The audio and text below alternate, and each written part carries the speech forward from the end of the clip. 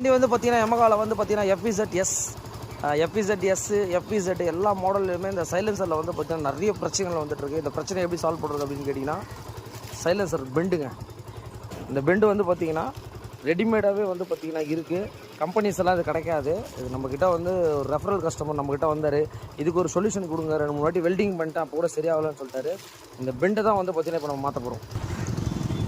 இங்கே பார்த்தீங்கன்னா தெரியும், இங்கே பாருங்கள், இது வந்து பார்த்தீங்கன்னா ஒரு பாம்பு போல் இருக்கும் பாருங்கள். சைலன்சர் பெண்டு வந்து பார்த்தீங்கன்னா தெரியும் உங்களுக்கு. இந்த பெண்டை வந்து பார்த்தீங்கன்னா கொஞ்சம் வந்து எக்ஸ்டென்ஸாக கொடுப்பாங்க, பெருசாக இருக்கும் உங்களுக்கு அளவுக்கு ஏற்ற மாதிரி. இந்த மாதிரி நம்ம இதை கட் பண்ணிவிட்டு இவ்வளோ ஒர்க் இருக்குது உங்களுக்கு. இதை பாருங்கள், தெரியுதுங்களா? இதை வந்து நம்ம பீஸ் கரெக்டாக அளவு பார்த்துட்டு இந்த மாதிரி வந்து பார்த்தீங்கன்னா நம்ம ப்ராப்பராக அதை கட் பண்ணணும்.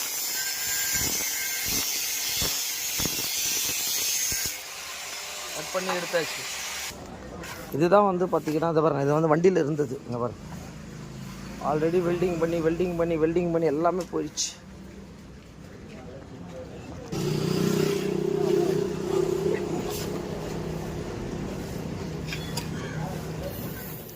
இந்த அளவுக்கான ஒர்க் இருக்குது.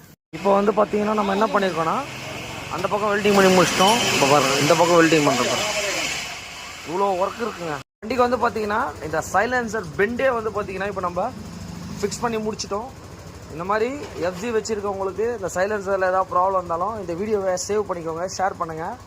எஃப்இசட்டு, எஃப்இசட்-எஸ் எல்லா வருஷனுக்கும் வந்து பார்த்தீங்கன்னா செட் ஆகும். பீட்டு நீங்களே பார்த்துங்க. இந்த வெஹிக்கிள் நம்ம ஃபிக்ஸ் பண்ணி முடிச்சிட்டோம். பாருங்கள், இந்த பெண்டு ஃபுல்லாகவே புதுசுங்க.